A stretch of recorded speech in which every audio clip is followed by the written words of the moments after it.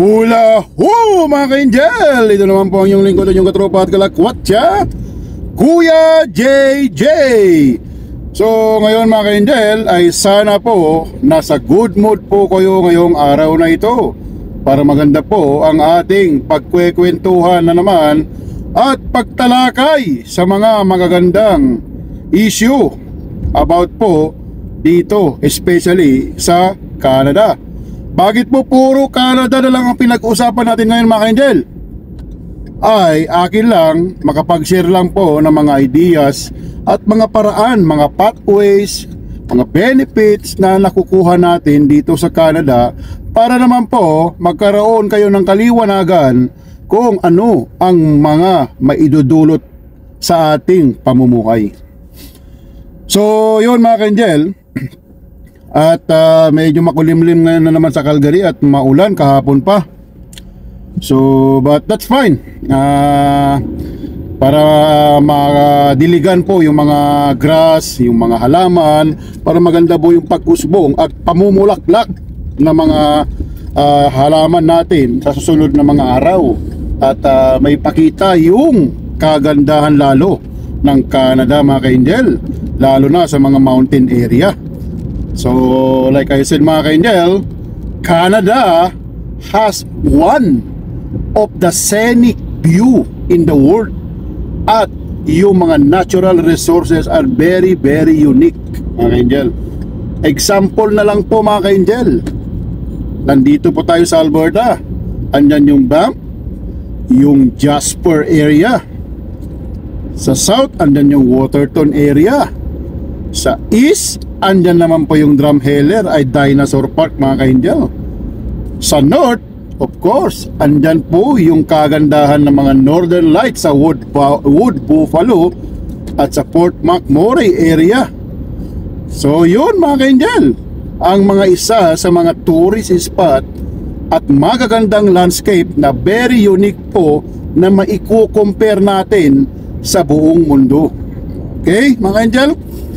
So mga pambungad, mga information lang po yan, para at least meron kayong mga idea mga ka-Angel kung kayo naman po ay pumunta dito sa Canada. So ito mga ka-Angel ay aking mga parang starting video lang na habang nagdadrive po tayo, at may ipakita ko man, may share ko man lang yung mga kunting mga kaalaman lang. So pag-usapan lang natin yung permanent resident mga ka-Angel, kasi very very related, para po ma-avail natin yung 100% na mga benefits po sa Canada.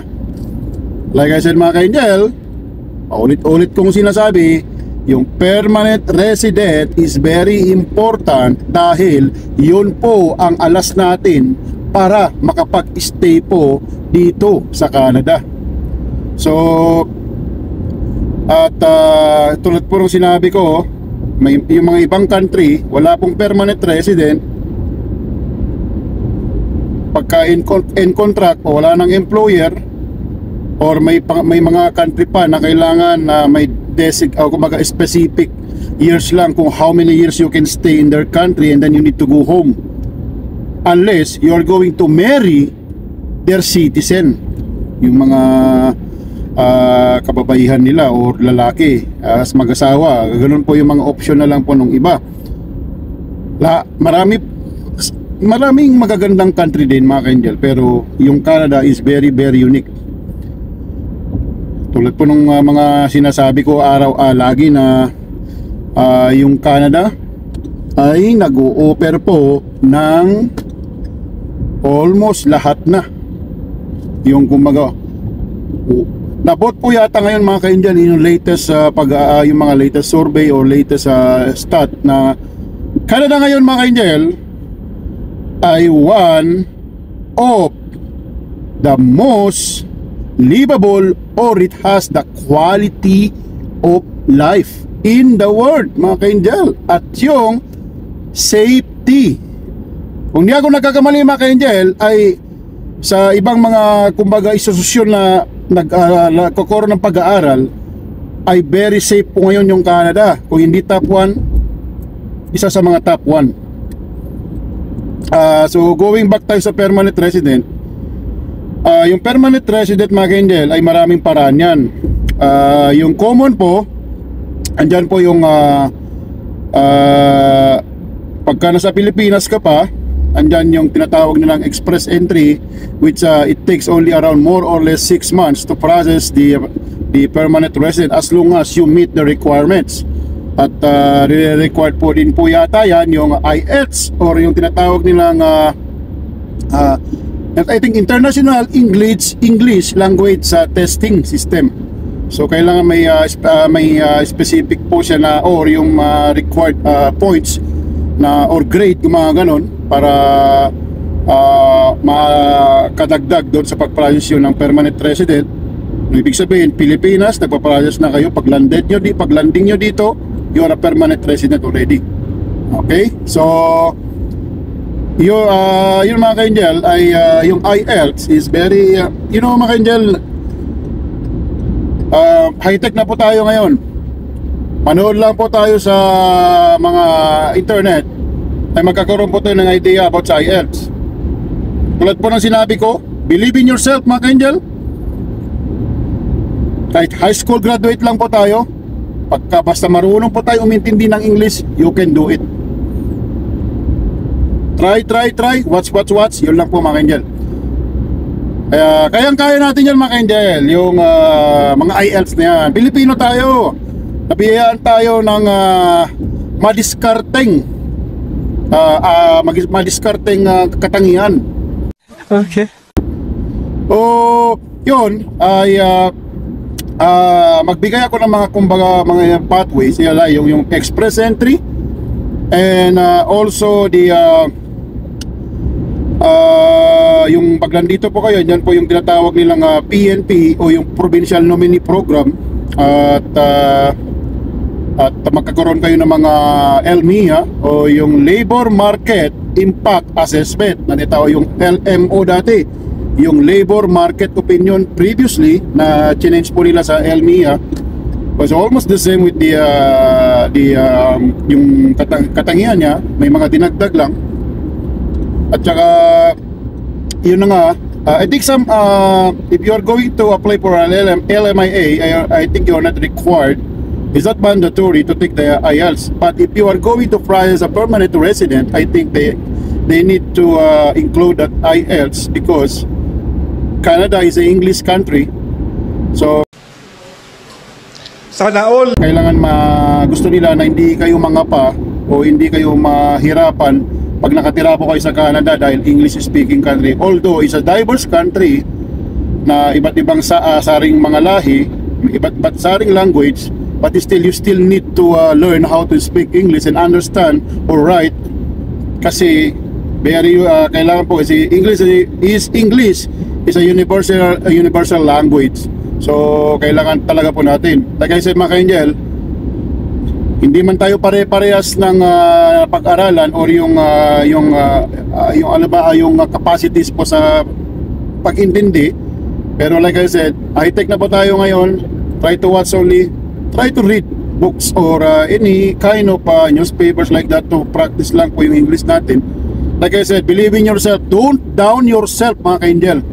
Do not down. Kasi pagka dinadown po natin at hindi tayo nagtitiwala sa sarili natin, yun po yung mga dahilan kaya nadi-disappoint tayo at nadi-discourage. Lahat po kayang-kaya yan mga ka-Angel. Tiwala lang tayo sa sarili at magdasal sa Panginoon. at kaya. Sabi ko nga, pray hard, it works.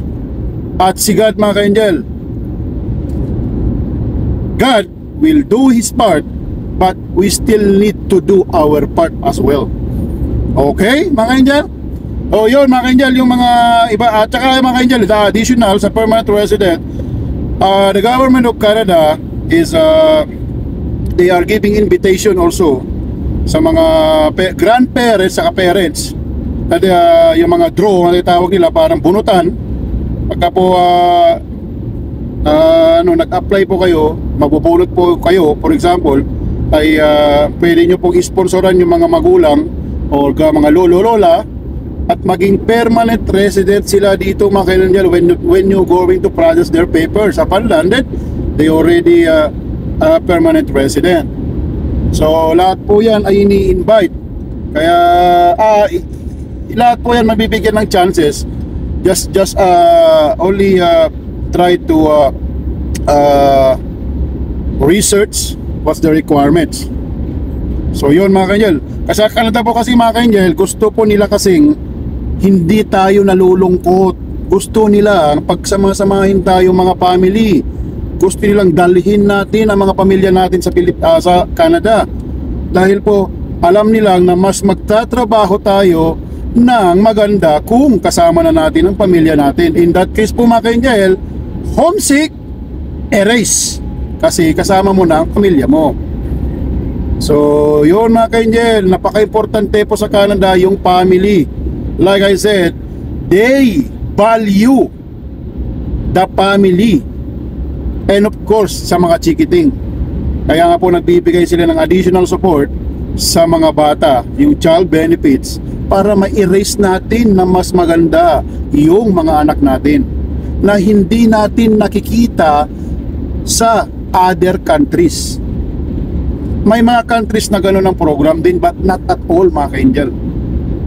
So yun ang mga i-consider natin, na huwag tayong mawawalan ng pag-asa at mga narinig nating negative about sa Canada. No, pasok dito, isave lang natin yung positive, yung negative labas dito. Ganun lang, mga ka-angel. So kailangan lang po nating mag-research at magtiwala sa sarili at sa Panginoon. So yun, mga ka-angel, yan yung sinasabi kong express entry, yung PNP, yung mga caregiver pala, mga ka-angel.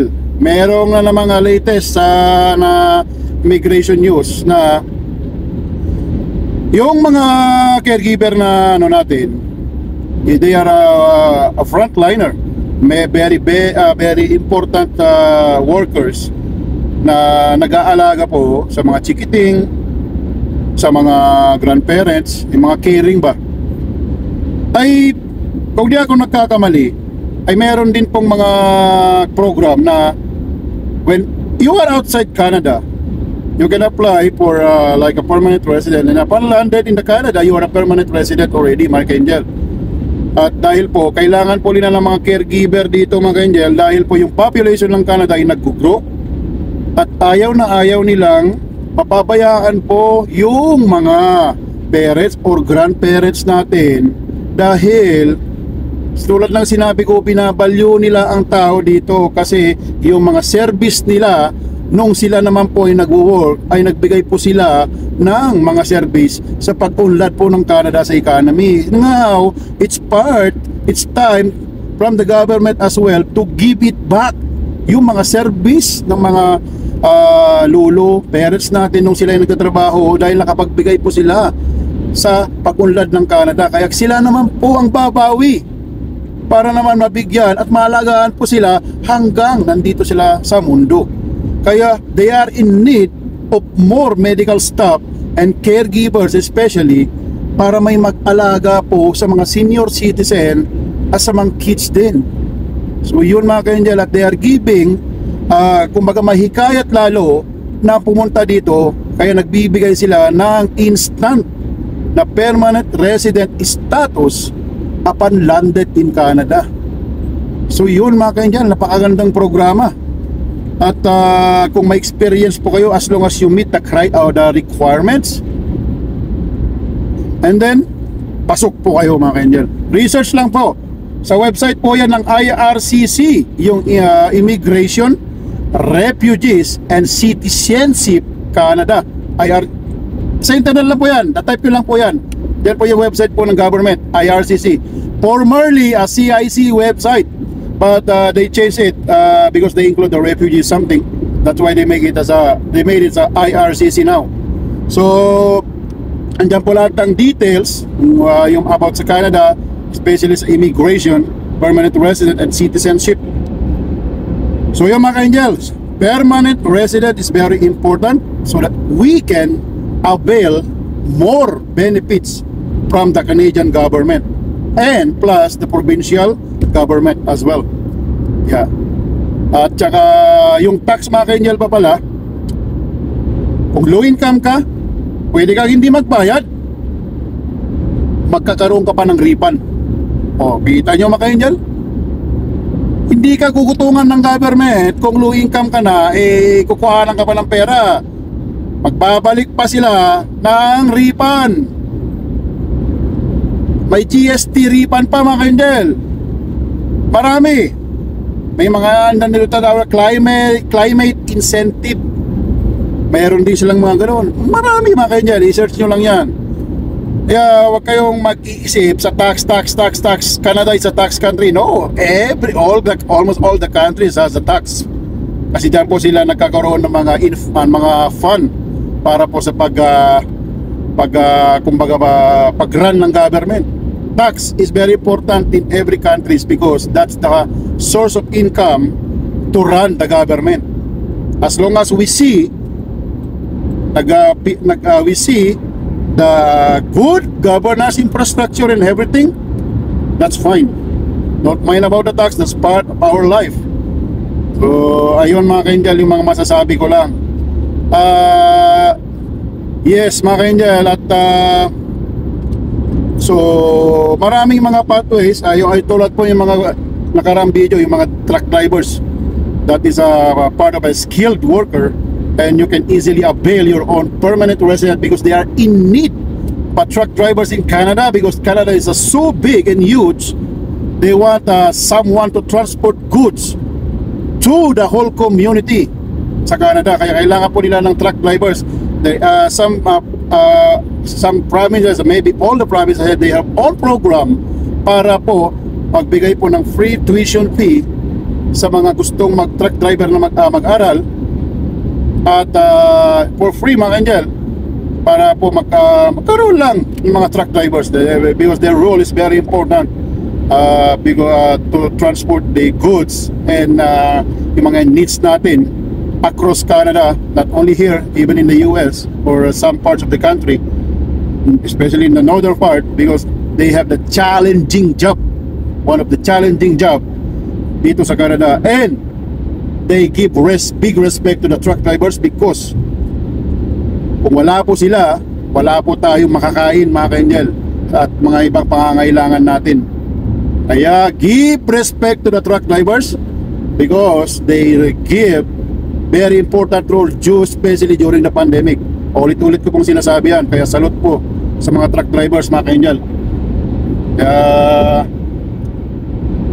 Ayun, isa pa po yun, kung may experience po kayo, check IRCC website, Job Bank Canada, and other job site, at makikita nyo po yung mga hiring. Importante mga ka-angel, it doesn't matter what kind of job as long as you land in Canada and prior your permanent resident, and once upon arrival here, you can try searching another job that it can fit for you. So permanent resident is very important so that you can stay here in Canada until you want, until end of your life. And like I said mga ka-angel, one more thing, please don't do some criminal offense. Pagka meron po yan, ay sorry na lang po, dahil isa po sa mga ayaw ng Canada yung nagkakaroon po ng kasong criminal. Maraming kategorya ng criminal. Pwede nyo mamasearch, sabi, didiscuss po natin yan sa sunod na mga video. Yung criminal mga ka-angel is very important. Pending case, kung nakasuhan na kayo, baka hindi po kayo matanggap sa Canada. Iwasan po nating magkaroon ng mga criminal record dahil makaka-apekto po yan sa pag-apply at pagpunta natin sa Canada. So kahit sa ibang bansa mga ka-angel, kung nag-abroad kayo, wag be patient po and give way na lang po. Wala pong mawawala yan. At yun po yung mga ayaw ng Canada. Kasi common sense lamang po, bakit kukukurin yung isang kriminal dito sa Canada na maaaring magdulot pa ng trouble, di ba, dito sa Canada. So common sense lang po yun. Kahit saan namang bansa yan, ayaw nila ng yung mga may criminal record. So yun mga ka-angel, please lang, wag po tayong gagawa ng mga kaso-kaso dahil makakapekto po yan sa pagpunta natin dito. So yun muna mga ka-angel, temporary ko pansamantala ko munang ito yung video natin at itutuloy po natin ulit yan mamaya mga ka-angel pagtapos na ulit yung ating klase. So see you later mga ka-angel, and may God bless you. A few minutes later.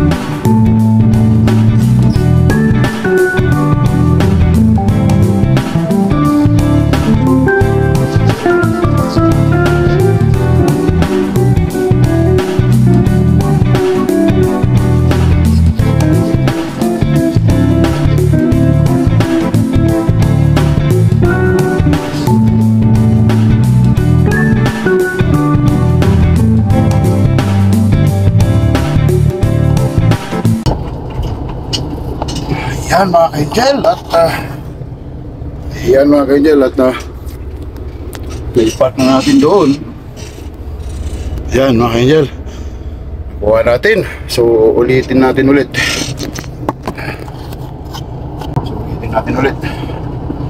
So i-try natin mag-line, mag-parallel naman. Huwag natin pumunta dito sa kabila. Park tayo dyan.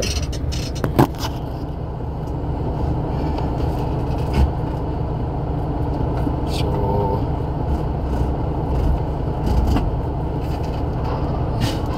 wait daw, kunti sabi niya.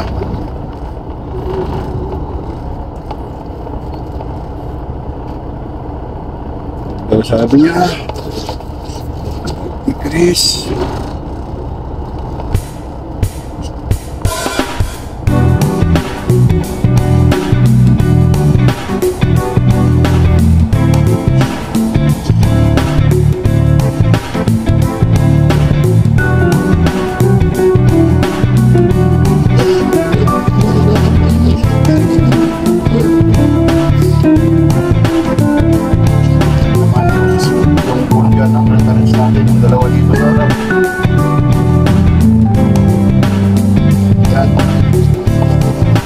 Sabi niya kaya natatakita natin o naman nakikitatan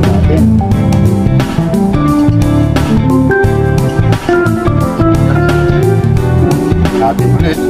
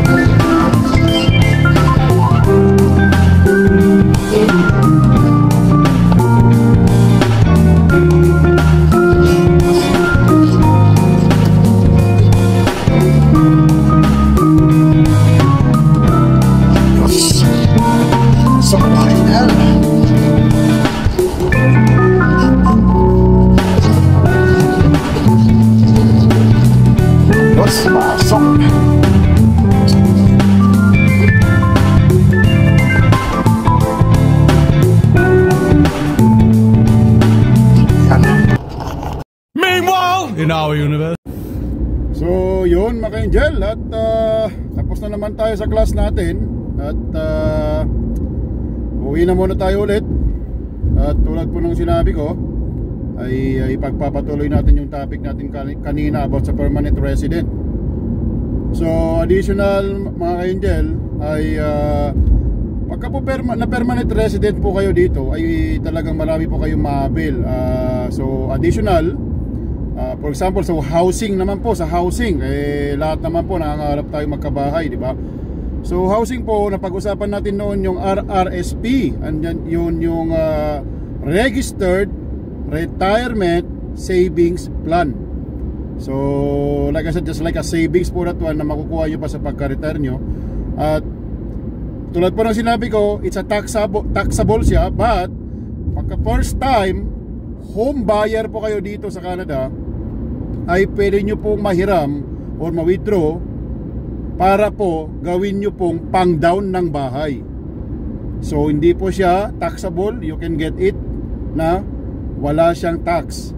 At pwede kayong makapagpa-down, gagamitin nyo na pang down para po sa pagkuha po ng bahay. At may mga program din po yung government. Kung halimbawa nahirapan kayo kumuha dahil sa mga like konti lang yung kumbaga money na pang down, may program din po yung government na parang nakalimutan ko yung tawag. Pwede nilang tulungan ko kayo kumbaga parang magpahiram ng pera. At halimbawa for example 20,000 po yung down payment. The government will shoulder the half of the down payment. Let's say for example let's say 20,000. The government will give you 10,000 and then you will shoulder the another 10,000. And then in that case po, makakatulong po sila sa pagkaroon po ng pang down po ninyo ng bahay. And in that case po ay yun, malaki ang chances ninyo na makakuha po kayo ng bahay. So like I said, bahay dito mga ka-angel ay is a good investment as well, kasi po yung value ng bahay ay tumataas po yan. Unlike po sa car, wag po tayo mag-invest sa car unless po kung gagamitin natin for business like rental company, ride sharing, it's okay.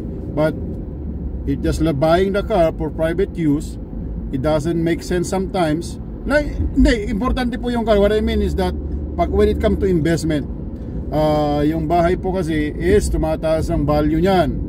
At yung car, nagde-deteriorate po yung value. Kahit po yan luxury, bumababa po ang presyo ng car. So going back po tayo. At yun, additional program po yan ng government. Tinutulungan po lahat para magkaroon ng bahay pagka enough fund. At andyan din po yung tinatawag nilang kumbaga business loan, yung mga ganyan.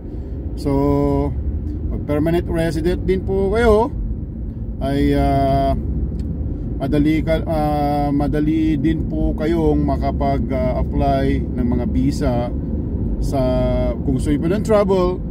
The country that you are applying with is they can easily approve your visa application because they trust the government of Canada in accepting you as a permanent resident.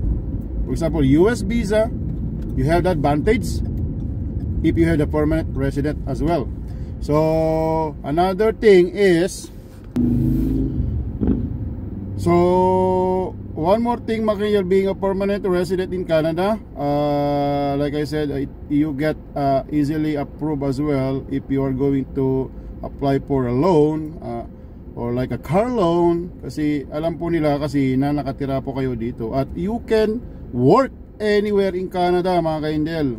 Kahit ilang trabaho, kahit saang sulok ng Canada, you can work wherever you want. And of course, very important, especially din sa mga ulit kong sinasabi about sa chikiting, yung sa school. I think, if I'm not mistaken, international students, they have like a higher tuition fee, I think, if they are going to study in Canada. Unlike po, pagka permanent resident kayo, at least ay may kunti parang student loan, and then plus I think a lower tuition fee, if I'm not mistaken. Correct me, I'm wrong. So parang ganun po yata. So search po natin yan. At parang feel at home talaga mga ka-angel pag andito po kayo. At yung mga madali lang talaga kayo. Yung car mga ka-angel, napakadali lang kumuha ng car dito. Kahit luxury car yan, ay kayang-kaya nating ma-upload yan kasi ina-upload naman po kayo nyan kahit walang down payment sa car. As long as you have a good credit score mga ka-angel. And yun po yung ating itatopic sa susunod. At kumbaga good standing po kayo. At of course a permanent resident, may work po kayo, that's enough mga ka-angel. Yan. Kaya maganda po talaga kung mayroon kayong permanent resident status dito sa Canada. Kaya if you came here as a work permit or visa, find some ways mga ka-angel. Kumaga, huwag yung sayangin yung chances na nakalapag na kayo dito. Gawin nyo lahat ng paraan, lahat ng ways para ma-permanent resident kayo mga ka-angel. Of course, mahal natin ang Pilipinas, but like I said, we can travel both of them. Vacation sa Pilipinas, but please come back here in Canada because you need the benefits of Canada. Very important po talaga yung Canada mga ka-angel. Marirealize po natin yan kung lalo nating i-explore yan at i-discover at i-research po sa mga like internet. High-tech na po tayo, may mga website yan na nagbibigay ng information what we can get up for all the benefits, lahat po ng benefits na pwede nating ma-avail pag naging permanent resident po tayo. Even lang po temporary working permit ang hawak natin, may mga makaka-avail pa nga ng mga free health yata, basta you have a valid work permit yata and visa, and then your employer will take care of everything, something like that. So at saka yung tax refund mga ka-angel. Kaya Canada is very very nice. So dito mga ka-angel ay maggagas muna tayo sa Costco dito sa eastern part. Ito po yung Belvedere area o East Hill, tawag nila. Nasa east side po kasi ito ng Calgary. At may magandang community dito na bago, yung Belvedere is a very nice place dahil close po kasi Chestermere is a small city that has a nice view, a nice lake, and closer of course if you are going to the east side of Alberta, going to Saskatchewan, Manitoba area. So dito po yung way sa banda dito sa east. At kompleto din po dito, may mga Walmart din po dito, lahat mga stores, halos lahat ng stores. So it's a nice place at pwede po kayo mag-inquire dyan mga ka-angel kung gusto niyo pong kumuha ng property. At marami naman po at mga ka-angel, that's very welcome po lahat. Kung sino pwede mag-inquire yan sa mga showroom ganyan, kahit po sa mga car. Huwag po kayong mahiya kasi pantay-pantay po tayo dito sa Canada, walang discrimination. Huwag kayong mahiyang magtanong, kahit barok-barok ang English natin, i-entertain po kayo ng mga tao dito at sa yung mga staff. So yeah, don't be shy. Like I said, feel at home mga ka-angel. So yeah, sana mga ka-angel ay makapunta rin po kayo dito. At sana magkakita-kita tayo soon. At yeah, try to explore everything in Canada. I will add more in the other videos kung ano yung mga magaganda po sa Canada.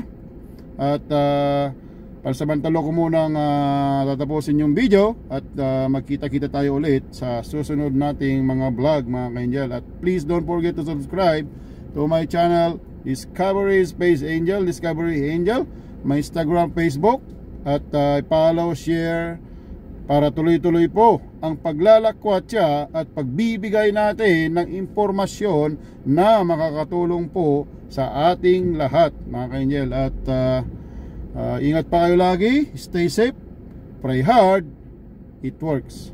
God bless po. Ito po ang yung lingkod, inyong katropat kalakwatsa, Kuya JJ. God bless.